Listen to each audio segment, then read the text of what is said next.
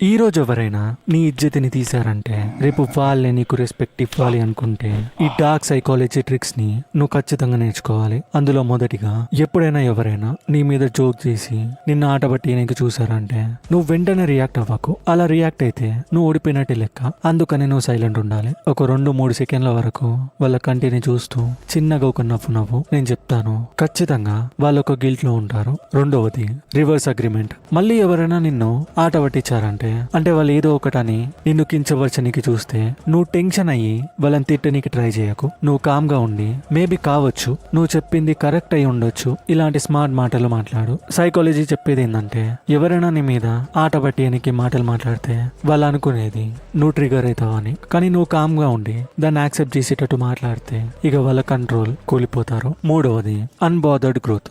ఎవరైనా ఏమైనా అన్నా గానీ పట్టించుకోకు. నీ దారి నువ్వు చూసుకొని వెళ్ళిపో. కానీ నీ గ్రోత్ ని నువ్వు పెంచుకో. నీ గ్రోత్ పెరిగిందంటే నువ్వు మాట్లాడకపోయినా నీ వాల్యూ మాట్లాడుతుంది.